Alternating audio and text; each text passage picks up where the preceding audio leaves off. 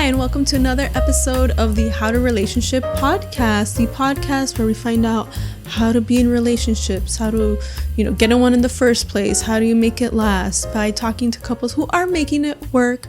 I'm your host, Anais Lucia, and today's couple is amazing. I met the wife, Kay, at a hosting class that we both took, and she was hilarious and she's just an awesome person. So it was really awesome to be able to meet her husband virtually, and they're an amazing couple, and let's just get right into it. So welcome Kay and Dalyn to the podcast. Thank you so much for taking the time and speaking with me about, what we're going to talk about. Our pleasure. I hope so. We'll find out. Yeah. So just before we get started with, your story, can you I know you guys are married, so how long have you guys been married and how many kids do you have? So Let's quiz him. Does he know? We just had our 20-year anniversary. So we have been married for 20 years. Wow. We have two daughters. One is 16 and one is 12. Wow, that's amazing. Already everyone listening right now is impressed. There's probably super young people what? Have been married for that 20 years? Yeah, that's crazy. Wow. Open for at least 20 more. You got it. Right. I just got to not mess it up. So. All right. So now let's start from the beginning. How did you guys meet? And how did you end up being married and all that stuff? So yeah, let's get your side, and then I will. We want me to go first. So, the easy answer is we met in church. We were both in college. I was working a summer job. I was attending the Utah State University, but working for a summer in Atlanta, Georgia. And I went to a church service, and there was this girl saying something up there up front, and she looked good, and she sounded cool. Like she liked what she was saying. So I came up afterwards and said, "Hey, that was a nice talk." And she just said, "Hey, nice tie," and walked off. Exactly, right? Your face it felt like a brush off. And this congregation that we were at was all young single people. And I was young and single, but she was the only person I would have been interested in. And after the brush off, I thought, I guess I'm not going to waste my time here. And so I started going to a different church service with some other people that I knew. Can I interject to say, our church culture, we go to the Church of Jesus Christ of Latter-day Saints. And so lay people speak. There is no reverend or preacher, people from the congregation speak. And so because of that, everyone is super supportive of each other. So everyone said to me, "What a great talk. That was great." Everyone said. So I thought he was just being nice. So then I was just "Oh, nice tie," But I was doing a little bit of that, you're interested in somebody, so you try and throw little bits of bait out there to see if she's interested in talking or see if she shows interest back. And so I did that, and it seemed like a swing and a miss. So I'm like, I'm out. And we should admit, so that rewind 21 years ago, and at that time, seeing a white guy with a black girl, we just didn't see it out there. It didn't happen that often. Yeah. Occasionally, if there's a black-white interracial couple, it would be a white girl and a black guy. That's the stereotype, and that was our experience. And so I took a small swing at it, and when it didn't hit, I thought, that's probably how it goes. I wasn't going to push him. I'm it was a long shot anyway. I'm out. He was like them black girls. Plus, as a black girl, I'm used to a different type of flirting that is very obvious and out there. Very much like my whole dating career. Guys would just be like, "Hey, can I talk to you for a quick second? You look really nice. Maybe I could take you out sometime." And this doesn't matter where. You could be at the mall. You could be at the grocery store. Very, black men are very to the point. So all of this, see, in my dating culture, laying a foundation for 14, So my experience had always been a little bit more, hey. It's very subtle and gradual and Yeah, like you got to dance because if you get to the point, you get blown up too much, and just that's not how the game ran. But anyway, so after that swing and a miss, a few weeks later, a bunch of my roommates invited her and a bunch of her friends over to our house just for like a small cookout. And that's when we started to get to know each other. So we took a swing, didn't think it worked. Then she showed up in my house with all my roommates and all of her friends, and we hung out like almost every day for the rest of that summer. Wow. We did. We hung out in a big group though, because he had a ton of roommates. There were like 6 of them for the summer doing the summer job. And there were me and 2 of my friends. And so we just used to group hang out because the odds were really good. There were like 2 guys for every girl in that crew. So we used to love to hang out with them. We get a lot of attention. They were fun. We were fun. They were a lot of fun. And we just had fun together. We went to Six Flags, went to Stone Mountain, did a bunch of different things. But it was obvious for me that number 1, he was the hottest one in the group, like easily. Number 2, he was also the coolest one in the group, which is kind of like, there's a certain like goofiness that a bunch of the guys had. They were fun and like goofy, but like nobody was like cool. He was like cool. Now, that being said, I am really goofy. I just kind of put that in my pocket for a minute. That part. I said he can appear cool, but like after I got to know him, I was like, this dude is a goofball. But I love that, so that works for me too. Right. And it's good to have both. To have a little bit of both. That's right. Both. I mean, and Kay is obviously good looking. She was much better looking. You are striking. Right. To the point. So I got to tell you, like when I first met her, I called one of my friends back home, and in fact, we were going to Salt Lake, and I knew she was going to be coming as well. I called like one of my best friends from college. I'm all, I've been dating this girl. Can't wait till you see her. She looks a little bit like a cross between Left Eye from TLC and Halle Berry. And he laughed at me on the phone. It was like, 1, that doesn't exist. And 2, if it did exist, you couldn't get that. I'm all like, okay, I would think the number 1 is true. Wait, was that right? No, it's absolutely right. Yeah, that sounds like right. And the moment he saw her, he looks at me and goes like, you were right, man. Like, I don't understand any of this, what's going on right now. But, I mean, so she obviously looks good, but Kay is just above all else a fun person. And so I'd say like, our first dates, we can't remember the order, but our first 2 dates, one was we went and saw Adam Sandler movie, Big Daddy. It's a classic, bro. It's an Adam Sandler movie. It's not a normal date movie.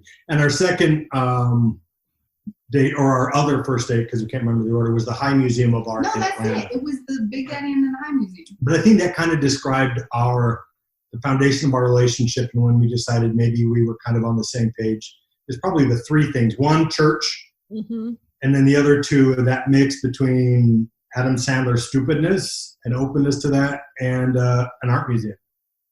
And those are kind of the breadth of the things that we're both really interested in, despite all the other differences we might have. Can I ask, because Kay, you said at the like when he first came up to you after you were speaking up there that you thought he was just being nice. Like when did you kind of think, oh, is he actually interested in me? Like he's not just being nice. Like when did you think that?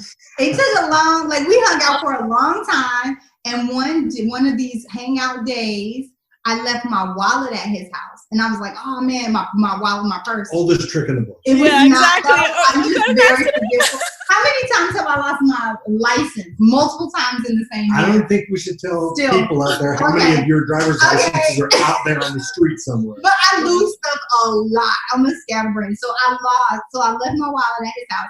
And I called and I was like, hey, like I left my wallet at your house. I'm going to come by and pick it up, or can you bring it to church or something?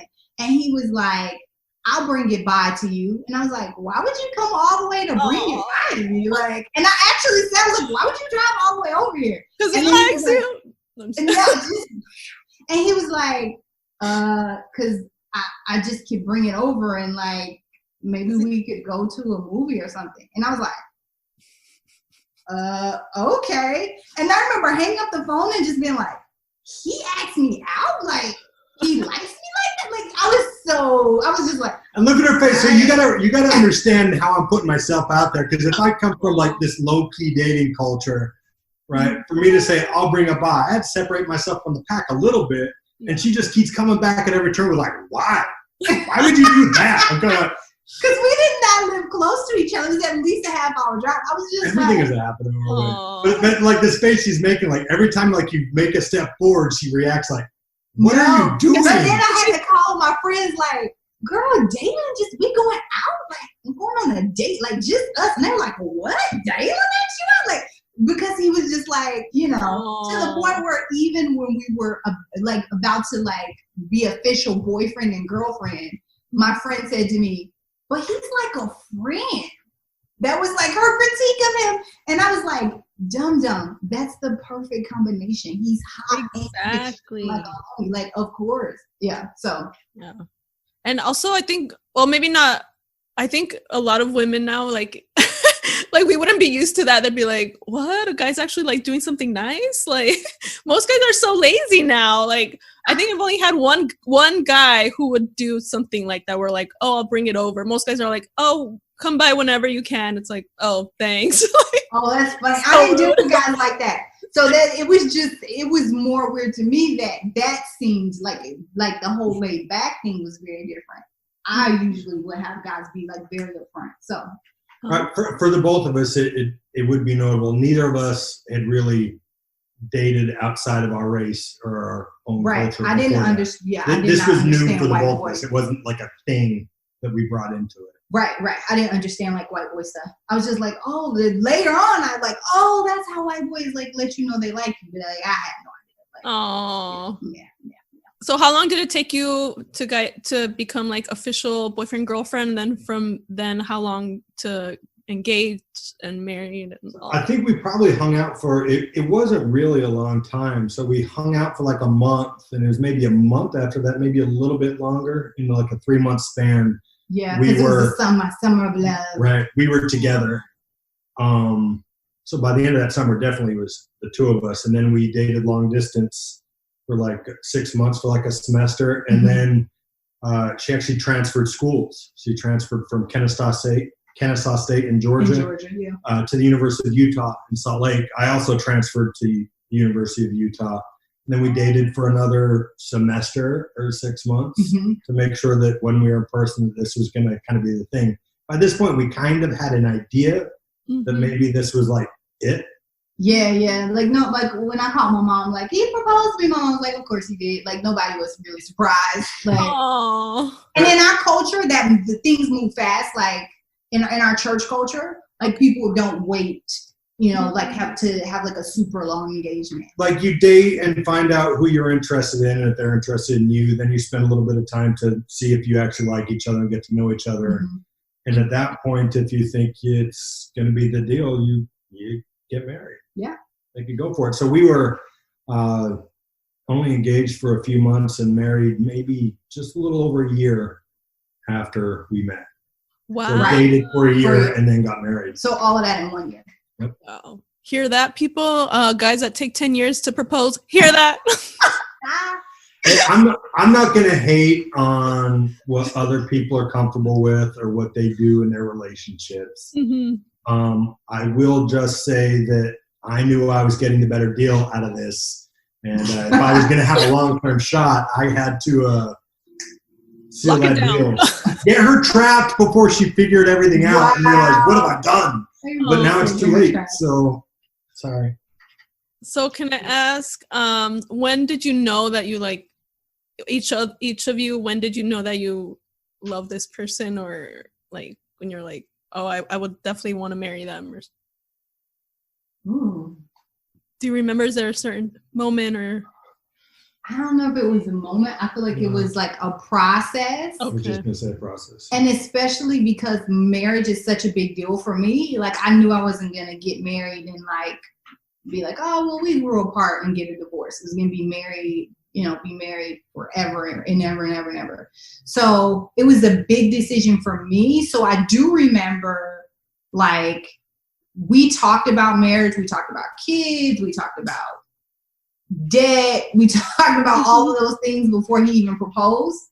So we were prepared, you know, but I remember being like, okay, this is very much for me like a choice. Like I have a choice. I hate when people like, oh, I just fell in love. And then we fell in love. But then I was like, okay, I need to make sure this is like the right decision for me across a bunch of different, you know, all across the board.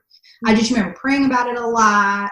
I didn't really need to talk to many people because I felt like once I got a confirmation through prayer that it was the right thing to do, and also I personally wanted to do it, you know, and I was like, it's a go for me. Yeah. I'd say for me, I mean, attraction is one thing. So like you kind of know that pretty quick if you're attracted to somebody or not. Yeah. It's usually kind of a starting point because that's the most instant or obvious. Love is a different thing, and I think there's like a difference between love and being in love. Like I think love, I'm pretty open to be able to love somebody or anybody, right? I think there should be more of that out there in the world. Like I love my friends, I love the guys.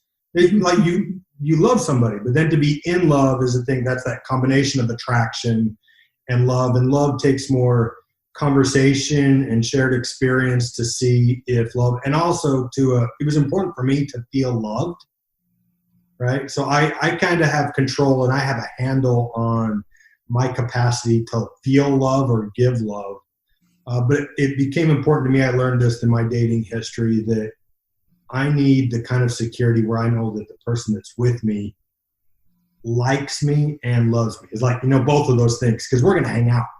I think that's a real benefit in our dating and in our relationship. We're very conversation based. I mean, we talk about stuff around us. We realized once after like a week or so, I think it's like when our kids were little, like you hadn't listened to like the radio, like hadn't listened to NPR in like a week. And we're kind of like, all right, we don't have as much to talk about. It's kind of like, because usually we'd be in our different worlds, but we both listen to the similar things on the radio or whatever is going on in the world, and we'll talk about those things. We talk about what's going on in our life. We talk about our feelings. We talk about ideas. We talk about goals. We just check in, and that's entertaining. That's interesting. That's where I really got to know who Kay is and know if, like, can we have this conversation for the next 50 years? Right. Which was interesting when Dalyn proposed to me, his dad came to him and was like, are you sure you guys have enough stuff in common? Isn't that what he said to you? Well, what you need to know is when we got married. How dare you? Well, in his defense and in his fatherly advice, he wasn't crazy. Right. So what you need to know when we actually got married, we were young and had nothing. Right. So we didn't wait for a big production marriage. It was super, super cheap. But all that I owned in the world was a pickup truck, a snowboard, scuba gear, a sleeping bag, and a pair of rugby cleats and a mountain bike. Right? That is what I owned. Kay owned some clothes, right? Some clothing and like a box of paper. Right? But so when my dad came to me, he's all like, look, what I know of you is that you mountain bike, you snowboard, and I think that's kind of all that you're interested in. And the two of you don't do any of that. Right? Yeah, because we don't. I'm not outdoorsy at all.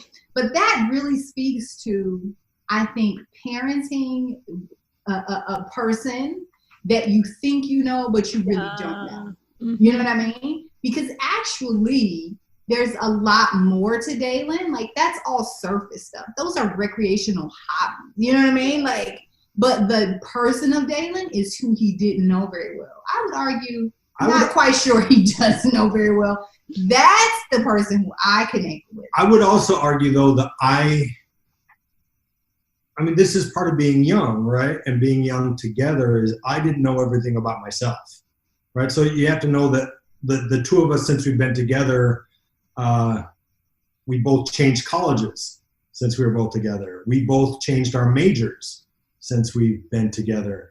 I changed an entire career since we've been together. You left a career, parented, and been going into a different career. That's right. Like, so we've navigated all these changes. So let's say the guy that my dad knew, or maybe even the guy that I was before I met Kay, is not the same guy I was even really quickly afterwards. But though, didn't your mom say, wow, I didn't know you at all when you came back after. Well, that's because as a teenager, I didn't talk to my parents.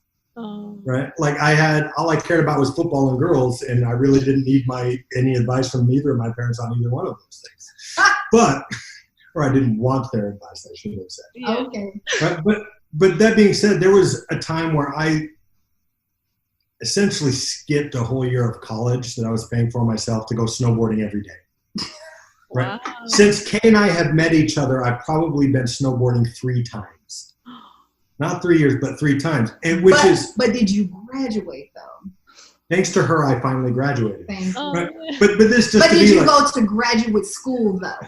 like I said, we've made a lot of progress Did you go in to this project together. Did you also go to an Ivy League graduate school after you? She's trying to kind of humble brag on me Did right you- now, which did I you- appreciate. Did you She's just also trying to take graduate credit with a for it. very high GPA? I'm just saying, very successful after you met me. Before you met me, snowboarding every day, lost a year of college. It's just the facts. But I realized It's just, I enjoyed the conversations and the things that we talked about were more important to me than a recreational activity. there you go. Right? A recreational activity was such an important part of my life because there were all these other gaps that had nothing to fill it.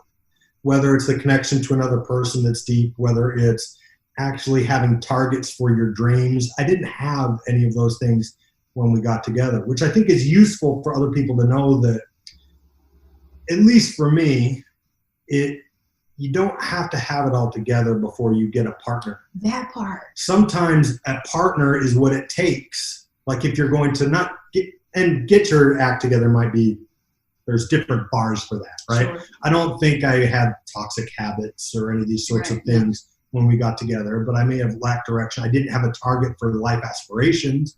I didn't have a good handle on my best qualities or capabilities moving forward, or even have options. Because sometimes you might think you're great, you just don't have opportunity in front of you. But you don't need all that to be with a good partner. In fact, with your good partner, you can lean on each other and have somebody that you trust to get good feedback and have good direction. And be your cheering section. Whether it's cheering or whether it's the real All advice that. you might need so that we can navigate those changes or make goals or push forward as a team. Like doing it on your own, I think would really, really suck. Like loneliness sucks, right? That's not fun, but it's so much better. Like you can navigate hard things if you have a real partner. So since we realized that, it's not just about having like these surface things in common, what specific qualities about each other did you at that time like really like about each other that made you want to be with them? Well, I know for Dalyn, he was a super positive person, very encouraging, really smart. Even now, he's very much a Renaissance man. Like he can do something with art, and then he can do something athletic, and then he can do something silly. Like he's very, very well-rounded. And I noticed that right off the bat. I was very, very attracted to that part of him. And also, like, he is just a real open person and very kind, very non-judgmental. I am very judgmental, but he's helped me with that. But he's a very non-judgmental person. He's very much take people as they are, very accepting of all kinds of people. And I think that's just the way he was raised and also his life experience. And then he loves people. He's the easiest person to talk to, and he does really just love people. And as time has progressed, he is very focused on it's very idealistic to me. And sometimes I'm like, this guy, but he's very focused on just making the world a better place to sum up all of his many projects. But that's very much what he's all about. So I would say probably when we first got together was all the things I named, with the exception of making the world a better place. He hadn't kind of got a hold on that yet. No. But all of those I was other busy things. snowboarding. But I do like people though. That's nice. I would say with Kay, the instant anyone meets Kay, and this has never changed, you can't deny the fun. There's an energy and a fun that just exudes from Kay at all times. And it's there's no defense to it, right? You're going to have fun around Kay, and that's really addictive and really positive. But also with that energy, it's an energy that she does not, this can be good or bad, but I love it. She does not change who she is or mask who she is to try to please other people or to conform. Mm-hmm. And I think what makes that a good thing is she also has these strong convictions towards good and doing the right thing, right? So if she knows what is right and what is good, she will do it no matter what, no matter who, no matter your opinion, no matter the obstacle. It's just what's going to happen. And so when you combine that conviction with fun and energy and smart, right? It's not often the times that I find somebody that's just playing all the time and just and all the synapses are firing, right? It's not like I have plenty of friends who are fun, but they're like jumping off of cliffs and doing things that like it's kind of, that's fun. No, I'm not going with you there. No, that leads to danger and arrest. It is like, we're going to have fun, and you know what, we're going to do the right thing. And if people are going to look at me, or if people are going to think that you shouldn't act that way, even though you know that you're right, it's not going to change. And so attractive. Just love that. Oh, Dang. Oh, so sweet. So now I have to ask about how you proposed and all of that. I need to know. First of all, I was on my period with the worst cramps. Oh, shoot. I had these old pair of red sweatpants that I used to wear that had the tight elastic around the bottom. They were the ugliest sweatpants. This is 1999, mind you. I came home from church. I was so just like miserable because of these cramps. I was like curled up on my bed, and he comes in and he's like, hey, I had a bunch of roommates. He's like, hey, you always said that you wanted to go to see the U on the mountain. Let's go see it today. So in Utah, for the University of Utah, there's a giant U that they put on the mountain for the school. And whenever like they win a big football game or whatever, they light it up at night. Oh. And I had always just wanted to go up and like see it, you know, because it's cool. Mm-hmm. So, but I was having a lot of problems that day. I was like, I don't think so. Like, we can do it another. He's like, no, come on, let's do it today. Like, why does he want to do this today? So I was like, something's up. I'm going to go check it out. Like, we had been talking about marriage. It wasn't like he proposed to me out of the blue. I knew he was going to do it at some point. But so since he was so hyped to go to the U, and I had been begging him to go for months and he hadn't gone, I was like, something is up. Oh. So I have to, my preface to this would be, you need to know that I might think and indeed have a bunch of really good qualities. Production value is not one of them. That is not one of them. Is he talking really loud at night? Is he very loud? No, it's good. Okay. Go ahead. I will try and talk more calm. No, not calm. At a lower volume. For some more context, how old are you guys right now? Like, during this time? Oh, during that time? Yeah, 20? Okay. 24. Okay. Yeah, I was a couple of months away from 21. Yeah. So we're young, but still young. But I'm not like, I might have love, but I'm not a romantic. Maybe I'm a little bit like too reserved in emotional expression, and just production value I just don't appreciate. No one in my family appreciates. Like, I've never been good at it. So like the idea of like any kind of production value or any kind of like planning an event is just, I not only have no experience but no interest in. So for me to want to do anything, I feel like I'm way out on a limb here, right? So we've been talking about getting married. I've got the ring. And she's been bugging me, and you have to know that Kay's been bugging me. Like, anytime we go anywhere, like we're gonna leave the house, and be like, "Are you proposing to me now?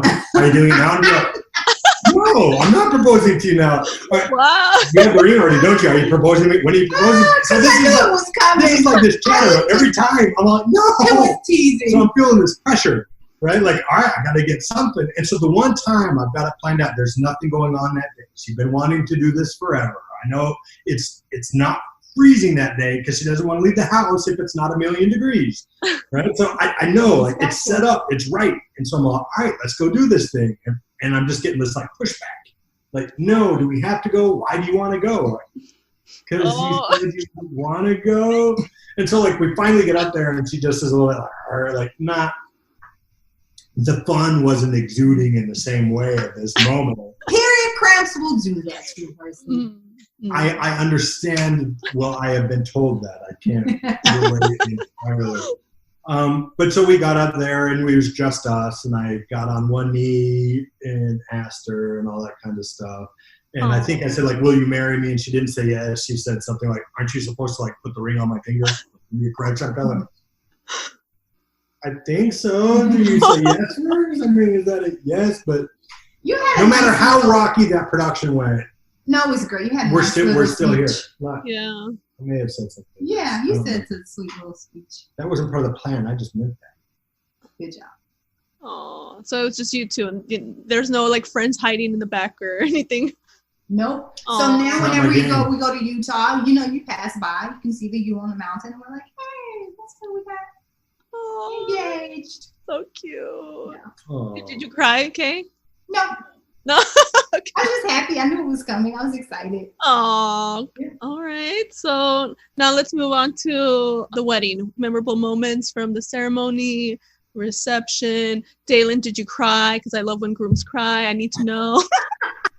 So we'll center around the cry because that was a meaningful moment. Which is Oh. So you cried? Okay. I don't remember that. When did you cry? I do. There is photographic evidence of this cry. Oh. Which I love photographs. You mean in the ring exchange? Yes. Oh, I didn't realize. I made your mom cry too. Yeah, you did. That's hard. My mom never cries. When I tell you, my mom never cried.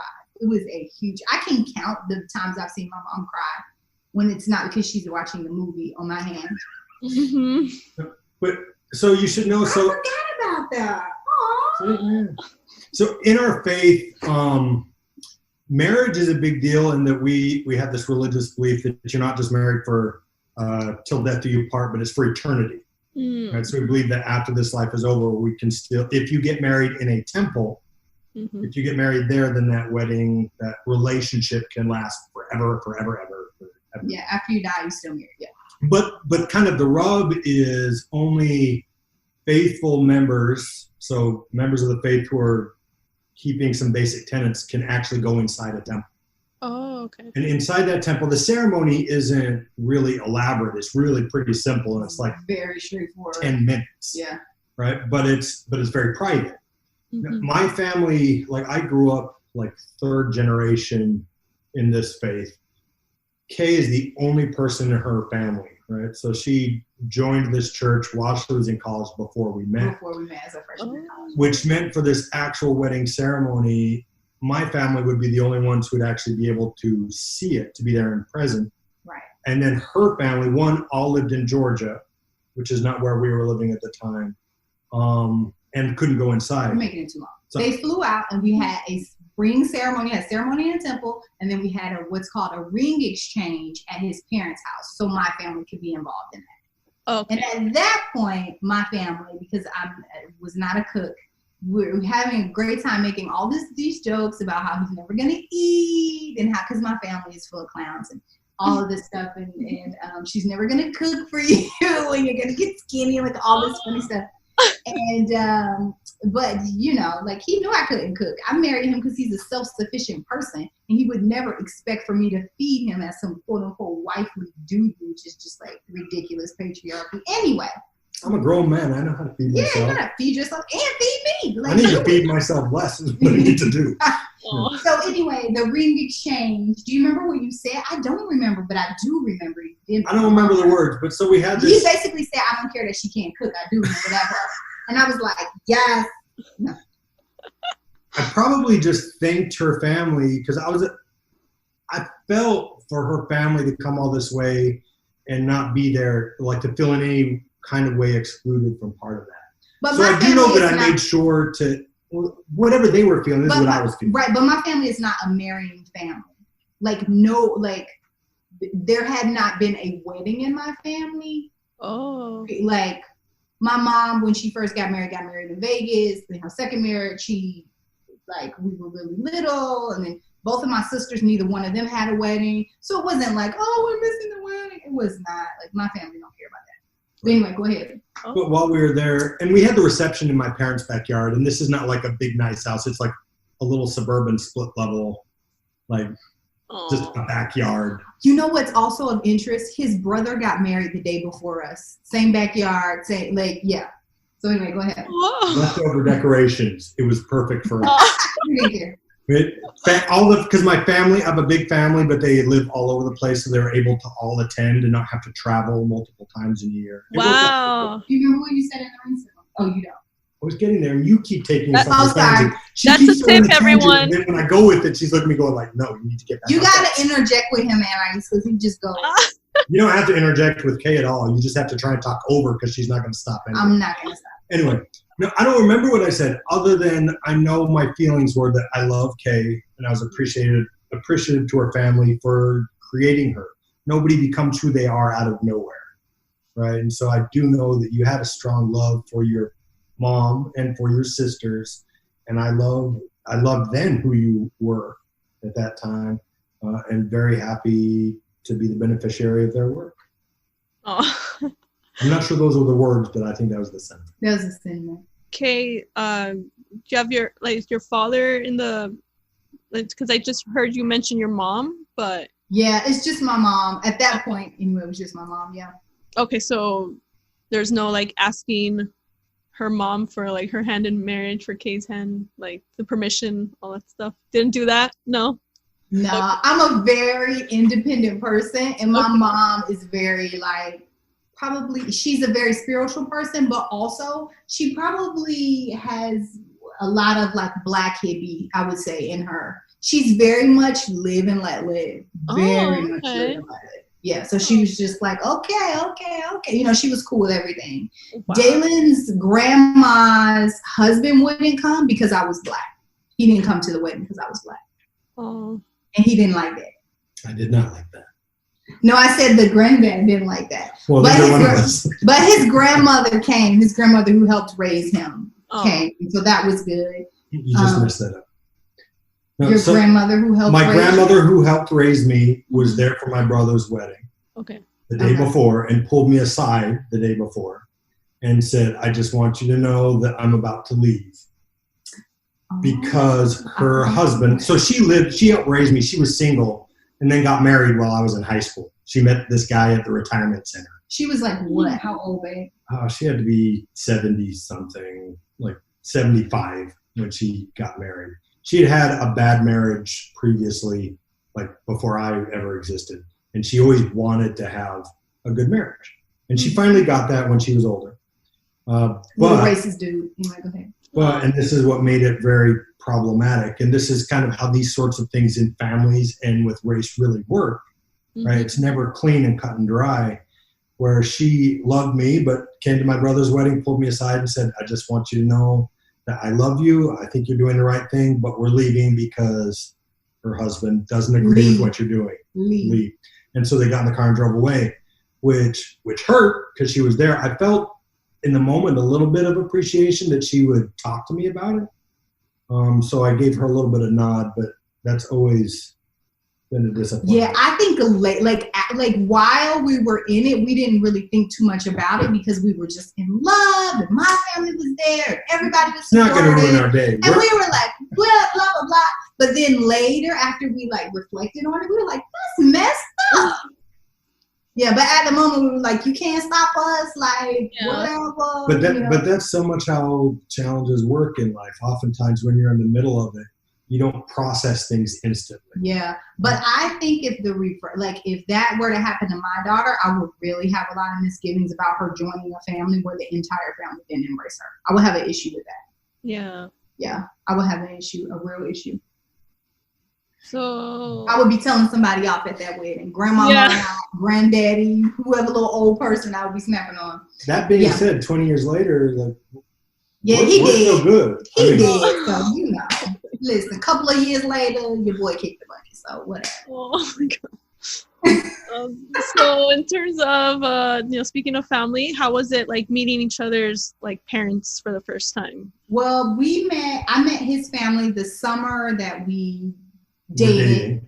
And I said to him, listen, you need to tell your family that I'm Black, because he had a lot of experience with Black people. He had lived in Atlanta for 2 years prior. Like, it was nothing new for him, but his family's all... It was new to date somebody, but not new to be around Black people. Black people, and very well versed in like Black culture, African American culture. His family is super white. They live in Utah. Like, they don't know nothing about no Black people. Never seen a Black person. Like, you know, whatever. So I was like, they need to know that I am Black before I go out there. And he was like, what? Like, you tripping? Like, it's not gonna matter. And I was like, you need to tell them, like, expressly, let them know. Now, when he came over, he was like the first white guy that I had dated. No, you can tell your story. I'll tell my story. Okay, he's the first white guy I had dated. And I mean, I used to date a lot. It wasn't like a big deal. But my family was, I think, a little more like, this is just some dude she's dating. They didn't really take him seriously. Like, they were just all kind of like, okay, so listen, you dating another dude. Like, whatever. Like, he came and take you on a date.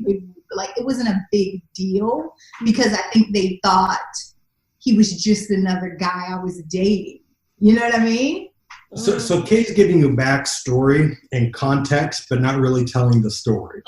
Right. So like when Kay met my family, like with her telling me that I needed to let them know in advance. So I did, but they were very welcoming and like, hey, how's it going? We're glad to have you. You spent your time on that trip staying at my parents' house. They were friendly, like very manners. Now that doesn't mean that they were like comfortable or everything was great. I mean, it was fine, but they know how to treat a person. Or I've been trained in a way to be polite and nice and welcoming. And they are. Yep. And they are. They're great. So that was that, because we were dating. When I first met Kay's family, Kay was living in the basement of her sister's house. And was your mom living there too at the same time? No. Okay. It was just my little basement apartment. But she was there. So I remember we had a date. I show up early, like not early, but on time to pick her up. And I remember knocking on the door. She answers the door and says, I'm going to be just a minute. Come on in, I'll be right back, and then turns around and walks down the hall, around the corner, she's gone. I'm sitting there in the living room, and I look over, and there's a woman who I know now is her mother, and there's this guy who's the brother-in-law whose house is there, and they're watching TV, and none of them say anything, they're just looking at me, and I don't know who they are, so I'm just up, hi, how's it going? And they're both like, hi. And then the guy reaches over and changes the channel and puts it on a tractor pull. And then they both just leave the room. And so I was sitting there for like a half an hour with tractor pulls. I've never seen a tractor pull in my life. I don't know. I think he was like, that's what white people are. Like, I don't know. Right. But it was one of those kind of things where it's like, I know her mom now, where she's going to be like, I don't know you. I don't know what you expect from me. So like, whatever. Plus, my mom is very hard to impress. And it's probably like, maybe there'll be another dude here next week. I don't know. Like, I'm not going to invest. I was dating a famous rapper once, and he was like, hey, I want to meet your mom. And I was like, she don't care. And he was like, I want to meet her. So he went in when she was washing dishes. And he was like, hey. And she was like, what? Like, literally, like, what? My mom, and he was just like, Mama's, and he said to me, like, in the car, we went to news, Mamas usually love me. I was like, my mom doesn't care about anybody, period. Like, she could care less about this guy, you know? It was a rough crowd a little bit. It was so funny. Like, they warmed up. I think because I didn't disappear, and once I showed up multiple times, they're like, all right, maybe we need to actually pay attention to this guy. Invest in this guy. So that's when they first started actually paying attention, and I think because I hung around and maybe there was a little bit of a, like, be careful vibe, because, like, you know, if anybody, like, I've never heard of a black serial killer. You know what I'm saying? So they were like, be careful with that white dude. Like, you don't want him to chop you up and, like, put you in the freezer. Like, yeah. So, you know. Wow. I can't say if I've ever known a white serial killer, because they don't generally tell you who they are in advance. I probably have, though. In the research, friend. I probably have, there's black serial killer in the research. So, Dalyn, this is more for you. Just wanted to know a little bit about, like, who, like, growing up, your role models, and then also kind of like where you learned, where you got this idea, just like about how to, you know, treat a girl or respect her. Like, where did you learn all of that? Is it like family or your religion or? 100% my father. Like just completely my father. And I think the environment had added to that. So when you said like your religion, things like that, you'll have to know, like with my father, his style of parenting was he believed so deeply in his faith and his responsibility as a family person that he will sacrifice everything in order to do what he feels is most responsible for. To the point where I remember is like I was probably in college and my dad went away, or my mom had gone away for like a week for like a work thing or something. They're both school teachers. And I remember she was about to be back the next day and my dad mowed the words, "I love you," in the back lawn. Like he was mowing the lawn, but mowed up. And he said, because he had missed her. They never spent that much time apart. But that was the first time I like, oh, you're a person? Like you, like you have, he had been, I've learned that my dad is goofy. My dad is funny. He is fun. But my view of him as a parent was he was serious. He was committed and dedicated. That's not really his nature, right? Because he's all to be a parent and to be a husband, you do your duty first. And if fun is not called for, I'm going to not be that for what you need. So I think I learned from him the value and importance of being dedicated to the right thing. Not just doing the right thing, but being dedicated to it. Was never physically like violent or any of that sort of thing. But I do remember, and I always say it like funny, sort of like we had this really long kitchen table. There were 6 kids and my grandma, and we could all fit around one table, and there was always like an extra friend or somebody around. I remember him being at one end and me at the other end, and we were talking, and I don't even remember what it was, but I said something in response to my mom that was disrespectful, right? And it couldn't have even been a big thing because that just wasn't part of our nature. But I remember just getting popped aside the face, like just to like snap me out of it. And I remember my first thought, like it wasn't pain, but it was like, how in the world did he reach me? It was like go gadget arm, like how did that even happen? And he just looked at me and goes, "You never speak to your mother that way, ever. I won't stand for it." And it was so out of character to do anything physical and so shocking that made a real impression on me. Like, all right, I'm not going to mess with my mom, right? So all of these sorts of values, and I never doubted he loved my mother. I still have no doubts that he loves my mother. I remember when we were married early on, a key like lesson that he taught me is there was a time where we kind of, not we disagreed, but maybe like my parents did something and Kay didn't like it. And I had a tendency I didn't really understand where Kay was coming from. And so I would have a tendency to agree with my parents on that. And my dad kind of set me straight and said, it doesn't matter what you think. If there's a disagreement between me, your parents, and your wife, you will always take your wife's side. He goes, this is not agreeing with me right now. You need to know that you are on her team. You are not on my team. Oh. And this is in our first year of marriage. Mm-hmm. So this is a long time ago when we're still together. And that really set a standard for me because my dad normally, like, you need to be on his team, right? Because he's aligned with God. Right? So if you're not in line with my dad, you're not aligned with God, and that's a dangerous place to be. Yeah, that's how he plays. But that is, so for him at this point to be like, if it comes between me, in parentheses, God's team, and your wife, you take your wife's side every time. Good job, teamwork. You've been teamwork. Wow. So he set a pretty good example, like just by his relationship with like your mom, like they had a good, healthy relationship. And did he also like give you advice as well? Like or it's more just like you kind of learned just by watching him and just. So this is a function of the deficiencies of my youth. My dad is full of advice and full of instruction. So he's an outdoorsy craftsman, always doing something, and a teacher. So everything is an instructional opportunity, right? You're going for a walk. He's not going to go for a walk. He's going to tell you what kind of trees those are. Here's why bushes grow. what kind of shoe? This is how the world works all the time. Right.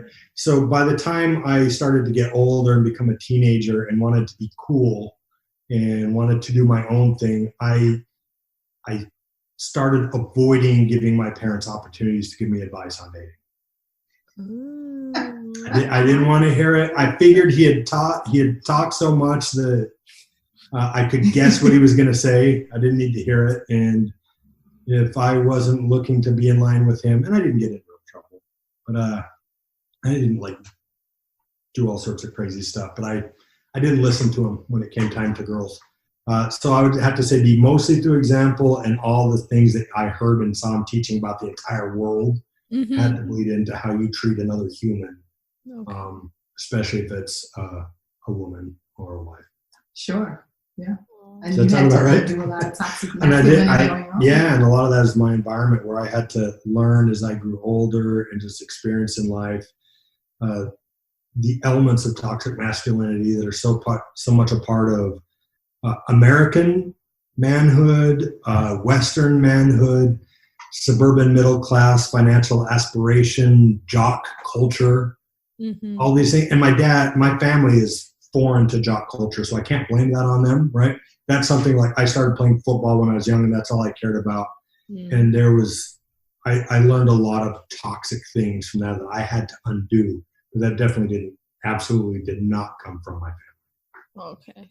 That's really awesome that your dad told you about that you kind of have to take your wife's side, just kind of be partners, because that's something I agree with as well. Like, not just like, oh, they always have to be on my side, but I would be on my partner's side too if something like that happened. But I've talked to other people about that, and then I see it sometimes. I'll like on reality shows, people are like they'll go with what the friends want or the parents want instead of what their partner wants, and there's like all this conflict, and I'm just like, like I don't know, like a lot of people now, like they don't really believe that, and that's probably where a lot of conflict comes from. Like your partners, you need to stick together. Now, how soon after you got married did you have kids? 4 years. 4 years? And were you planning on it, or it was just kind of okay? Yeah. Yeah, we felt it was important to not just know each other, but like there's one thing like us being a team and us dealing with our own lives, right? So we're young, and all sorts of people have all sorts of views about people getting married young. Could mess up your life. Fine. I mean, we're willing to take that risk. That's us. A third human is a whole different ballgame, right? So we were very intentional. We were very aware of the challenges and wanted to make sure that we were prepared of a biracial person trying to navigate this world, their own identity, all those things. So we wanted to make sure that we were both on the same page and both had a true understanding and learned some things, make sure we're on the same foundation. We also wanted to make sure we had insurance. That was part of being broke, where that was a key factor, where maybe we would have been ready maybe a year earlier, but I wouldn't have been ready. I said maybe. But it's one thing to like go get stitches yourself. It's another thing to have another person, and if somebody's sick and we can't pay for it, and then we're homeless, because those things happen. And we had to I think that's where we solidified the team. That's what sold me. I was like, I can't do it unless we're gonna be a team. Like I grew up without a dad, and I was like, there's no way I'm doing it by myself. And I knew culturally lots of women that have husbands at home, but then they would still do everything, and they would like critique the husband so he couldn't do anything. And the whole idea of like men quote unquote babysitting their own kids just makes me want to throw up in my own mouth. Like I was like, I'm not doing any of that. Like if we have a kid, this is team. We're partners first and foremost. Like it's gotta be teamwork, So yeah, I don't know. I think it's impossible. It's hard to do a good job as a parent, just period. Like the two of us care a lot. We're pretty invested. I'm not sure we're doing it right at any given time. I mean, that's just how it is. Right. You just gotta do your best. Do your best. We're two smart, dedicated people, and I'm not sure we're doing it right. I mean, I have a human development undergrad, and I have a counseling grad school counseling, graduate degree. Still, we're like, we don't know with these people. Right, but all of that goes into like deciding, are we going to have a kid? Like, are we both on the same page? I was very intentional to make sure I listened to Kay and prioritized her interests in that. Because one, I don't have to carry a baby inside my body. So like really my opinion is number 2. It's not number 1. There's just so many things that I knew that I could not provide that I really had to listen to if Kay is ready and make sure that we're on the same page. And that has to do with when and how many, all that kind of stuff. So we were very intentional about wanting to make sure that we were both together and that we both felt that whatever we were doing, having a kid or not having a kid, was the right thing. Yeah. So I don't know if I've heard this saying that like a woman becomes a mom when she like conceives or like, gets pregnant, obviously, but that the guy becomes a dad once the baby is born. So, Dalyn, like, how did you feel becoming a first-time dad when you first saw your baby for the first time? So maybe I don't. How did you feel having the baby? That part. No, so I was very excited, and like it is meaningful and scary and all of these things to not only create a human, but then to meet that human and see it like in real life, like it's real. Like, first of all, like feeling a baby kick inside is just kind of creepy. It's like alien, right? It's kind of like something's in there and it's alive. It's like, it's moving. It's doing its own thing. That's weird. But then to like meet the person, that's exciting, moving, and scary. That being said, I remember distinctly like 6 months later, holding my baby, my new daughter, and looking at her. Who's amazing and brilliant and got a 5 on her AP today. She's amazing. Go ahead. Low key flex. Go ahead. Keep going, girl. She's so. We haven't messed her up yet, which makes this story even more beautiful. amazing. She's kind. She's socially aware. You're doing a pretty good job. Go ahead. Yeah, but I remember feeling distinctly because I hear this so much, like you're going to change, your whole world changes. I didn't know what I was capable of till I had a child. 6 months later, I'm looking at this baby and going like, how is it still alive? Like I haven't broken it yet. Like I'm excited, but really, and here's where it's coming from. I was waiting to feel like a different person, and I never did. I am the me before the baby was born. Like this new knowledge doesn't magically come into my head. This capacity in my heart doesn't magically come out of nowhere. I was still me. So I'm me, and I know all my failings, all these things. And that's why I'm saying 6 months later, like, it's not broken. It's breathing, and it's looking at me. I haven't ruined it. Maybe there's hope for the world because I was waiting for this change, and the change has still never happened. And I get a little nervous when people are saying, like, you'll change, or like having a baby will change you. Maybe some people rise to the occasion and will step up to the plate, but maybe if you're already at the plate, there's not a big exactly. If you're already awesome, like you're just gonna keep being awesome. Right? But I also would warn that if you suck, having a baby won't make you magically not suck. It ain't go. Maybe there are, like I said, I'm not going to say that some people don't rise to the occasion. Right? And I think that says more to do with where a person's at and what they're capable of, and if they step up to what they're capable of. Mm-hmm. Right? So that's a motivation, that's an inherent thing. But having a child, I would never tell anyone that there's going to be a magical transformation and that you have capacity you're not aware of before. I know it did not happen with me at all. I did learn, however, that there are some things that, like, I can change a diaper, I can feed a kid, and it will stay alive, right? Like keeping a human alive isn't all that magical. You can learn some basic things. Yeah. Have a partner, right? Don't get into it alone if possible, right? If you have that network. And just did my best, man. You're doing a great job. I'm trying. Thanks.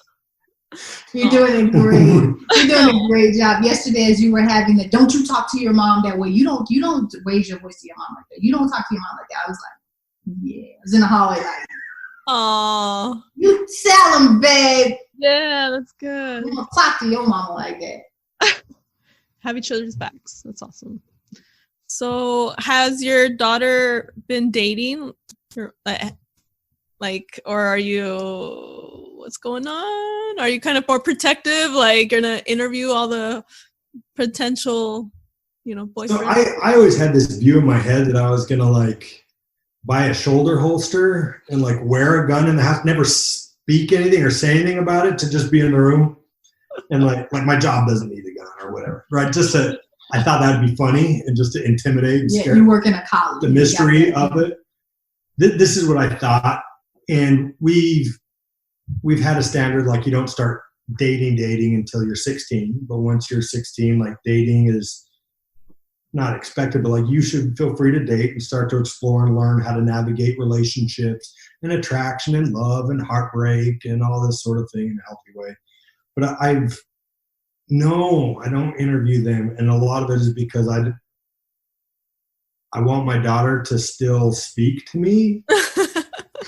Yeah. Right? I mean, she's embarrassed enough as it is, and it's so hard to express to your adult, like to your parents, how you really feel about stuff, or if you're nervous about things. Like, even if you're not being judged, teenagers all feel judged about everything. It's such a tenuous time and development. But don't you feel like you've raised her to be a good enough judge of character at this point? Like she has a boy that she really likes. I guess you would call him a boyfriend. And we trust him. He's a good kid. I trust my kid more. She's the one who has to be the ultimate judge of character. She's the one that's talking to him, every night. And I trust that I've raised her to be a good enough judge of character, and to also be able to set clear boundaries, and to be able to, not let someone toxic in her circle. Like, we've raised her that way. If I got to scare a guy, you shouldn't be with him. If he's the kind of guy that I need to intimidate him for him to behave. Yeah, for him to that's the wrong dude. Like, you should not be in that situation. I think that's more like, so I'm not worried about a guy or interviewing him or whatever, because that is her relationship to navigate. Okay. So my role with her is to help her understand maybe some things that nobody else in my house, like Kay's never been a teenage guy. I haven't been these other people, but I've been one of those. Mm-hmm. And so I have a little bit different experience with what is even in just, say, sports culture, right? Like, Kay's never been on a team. She's never been in a locker room with a bunch of guys. Doesn't know like what is viewed as acceptable or normative. And so part of my role is to help, say, a young teenage girl say, like, look, I don't know this dude, and I'm not going to say this is him, but here's what some of this game looks like. Right? Okay. So you need to know, like, a guy might like you and still go make out with somebody else. Right? Mm-hmm. Because you need to understand that teenage boys, there's attraction. They'll generally pursue more than one person because there's this opportunistic level.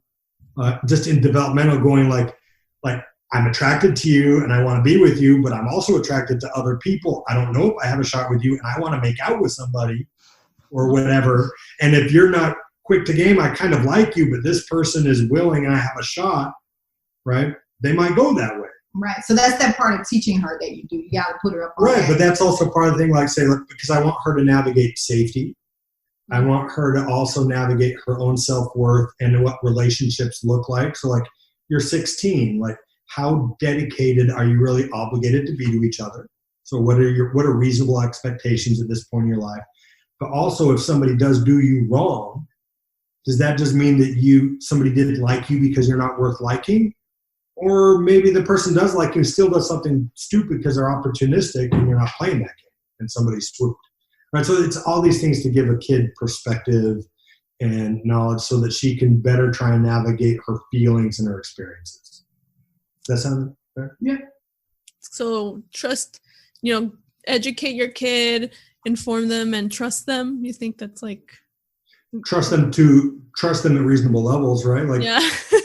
I mean, as a 16-year-old, you only trust so much, right? They're still going to do dumb stuff in line with, like, undeveloped frontal lobe, mm-hmm. lack of long-term thinking, mm-hmm. All sorts of things. So they might, like, do I think that somebody might sneak out of a room, even if I trust them and they're generally trustworthy? Maybe.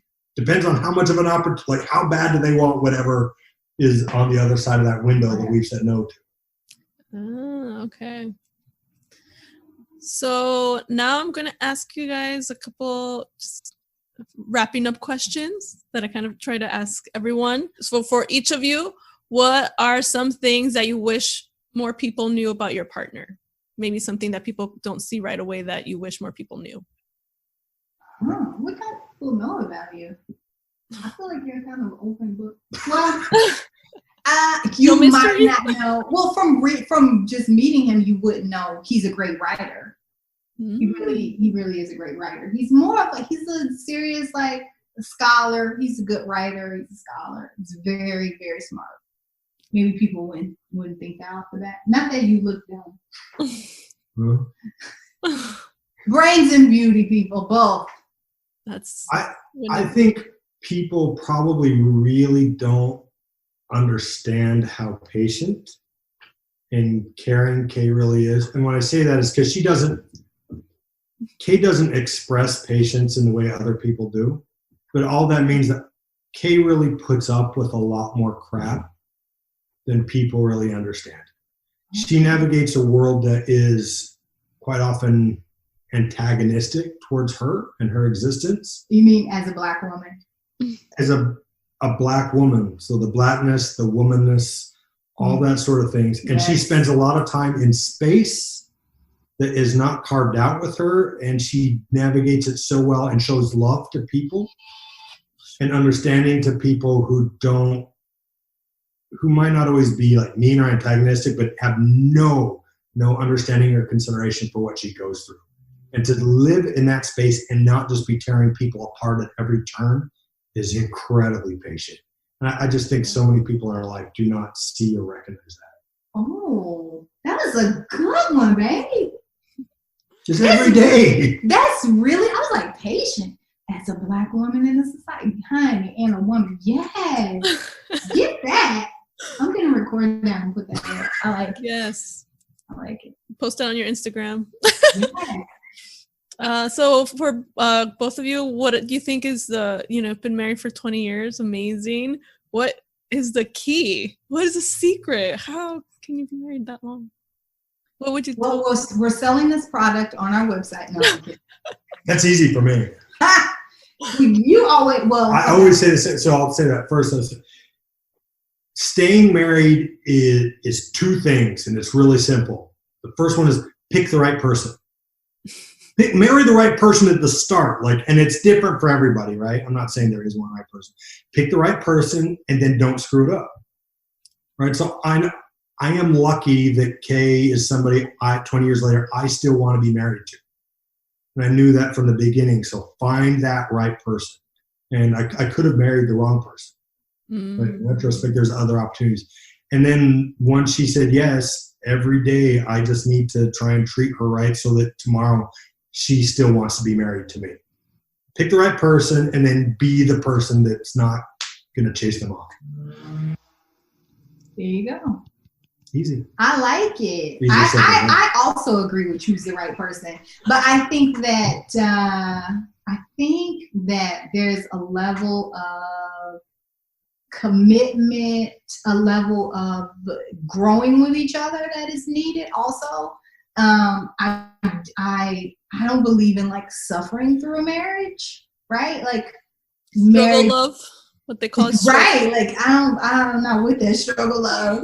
So every day isn't going to be great, but most days should be. You should, even if, we've been through a lot. We had miscarriage, we had job loss, death of family members, but we're there for each other, and there's a level of commitment there. I think because of us, because of what we have as a base level of friendship.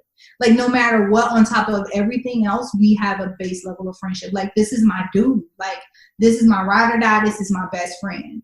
So at the end of everything, no matter what we're going through, I always know that he has my best interest at heart. I have his best interest at heart, And I think so much that there are things in our relationship about each other that are hard to deal with for either one of us. Yeah. Right. So that's not to say that there aren't some things that became evident, say in that first year of marriage, that just bugged, 20 years later, they still bug. Yeah. And some of them bug even worse.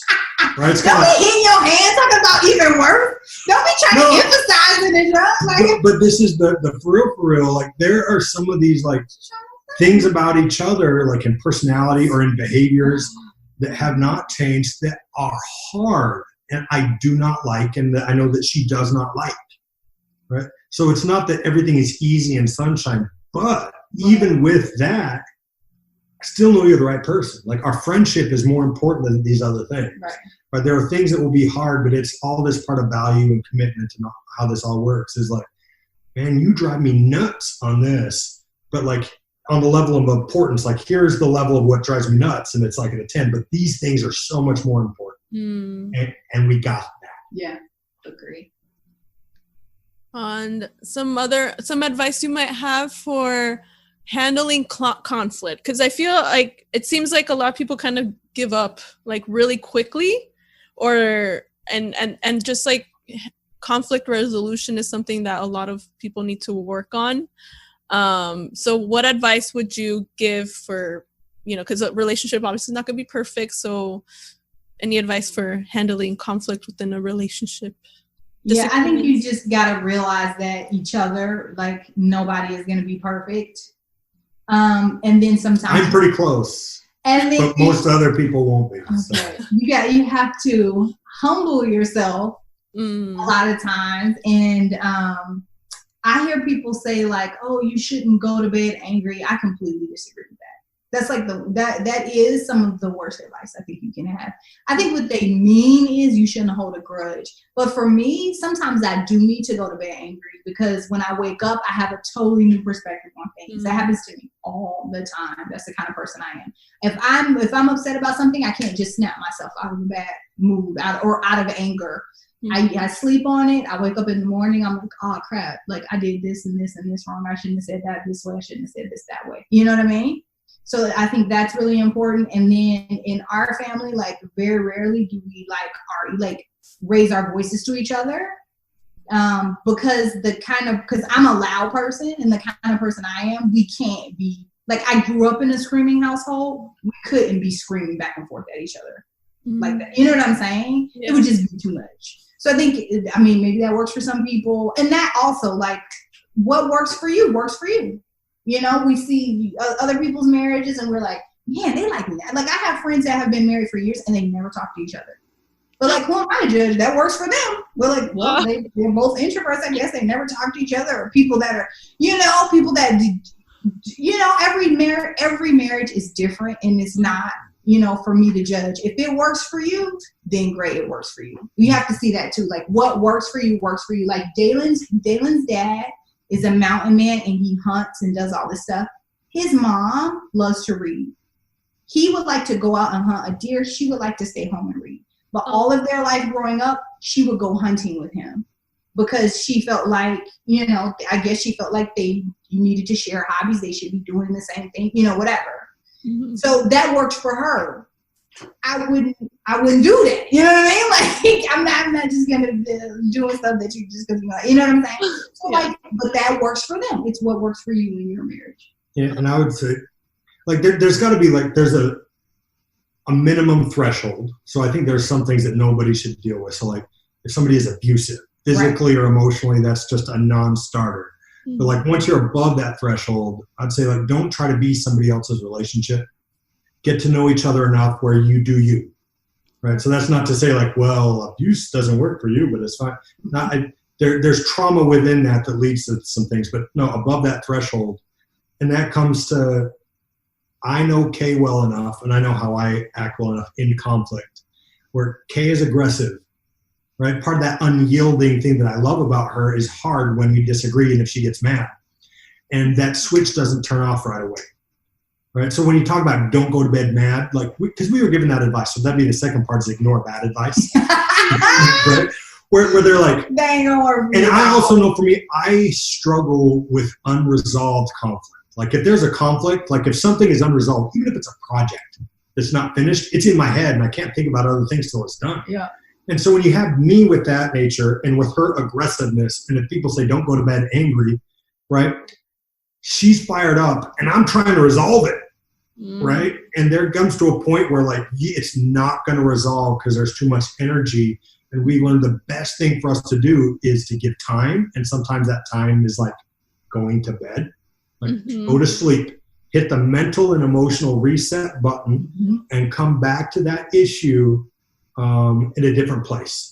Right. So I don't sleep well with that because like I'm sitting there going, my brain won't turn off because there's this unresolved thing and I was right or she was wrong or whatever, or even it's just hanging there. Like I want to apologize. Maybe I'm wrong. I don't want to apologize. But when you apologize when it's angry, it still doesn't hit. Right. You know what I mean? It's kind of like, that's right, you suck and you're wrong. And I'm a double. Right? But all that to say, I've had to learn, like, it's more productive for us to give it a little bit of time. Let's come back to this another time. That might not work for you. I don't know. But it comes to, we got to know each other. We have to get to some level of trust and familiarity where we can kind of look, all right, here's where this is it's going to head. And even if this is going to be hard or if I'm not going to like it, it's still worth it. I'm going to ignore what the other people do and I'm going to push forward until I know that we need to do to get in a better place. Yeah. Awesome. Yeah. Thank you for sharing. Hopefully a lot of people learned from that. What would you say to women who think good men don't exist? I hear that all the time. They don't exist. There's no good guys. What would you say to them? I haven't met all the guys, so I can't speak for all of them. No. You know some dogs. No, here is just what I'd say, and I've learned, and this isn't about guys or girls, so I'm not, I struggle to gender it. Right? There's good guys or bad girls. I'm not sure that works, but I have learned, and I feel deeply that no human is all one thing or not one thing.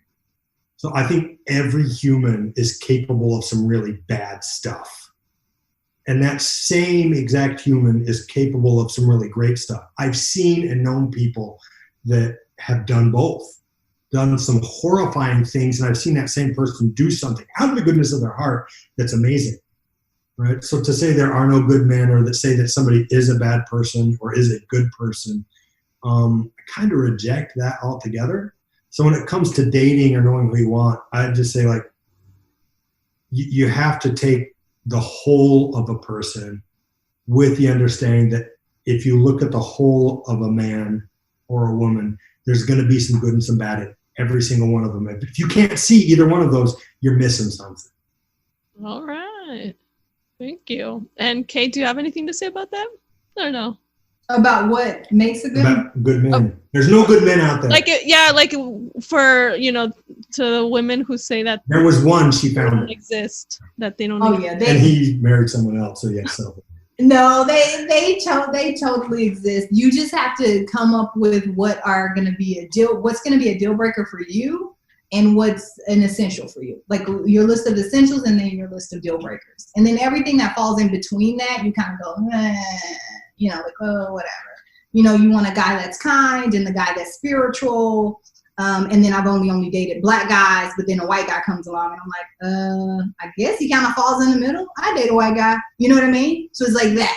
You know what I'm saying? So for other people, you have to figure out what's your essential and what's your non-essential. And then everything else that down the middle is just like, whatever. Yeah. And then you'll find somebody that kind of matches up with you. Mm-hmm. All right. So any other advice, pieces of wisdom that you want to share before we end the interview? I'll just say that being married is actually pretty awesome. It is awesome. I agree. If you're wondering what kind of life that you want, I'd say I feel for you folks that are still in the game. I don't have fond memories of the game. I'm sure it's a completely different game now.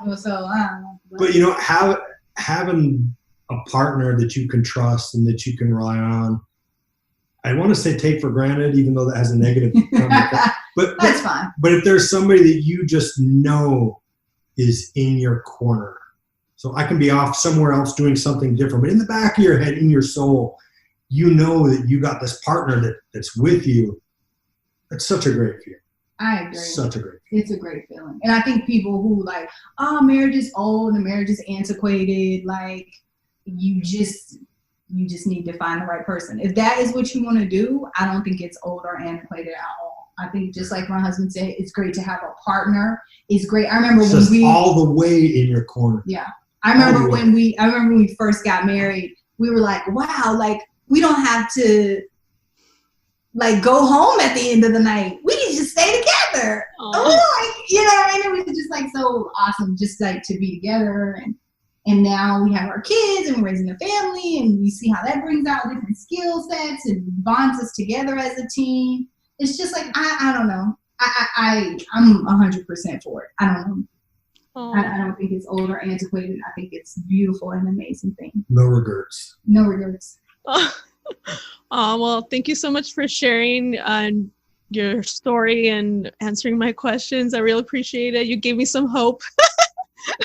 Thank you. I need hope. There is hope. So many people need hope, especially during this time. So thank you. I think you did that for a lot of us. Garnish. I've seen that in movies before. Why? What beverage? This is what we're finding out. In a beverage? Bruh.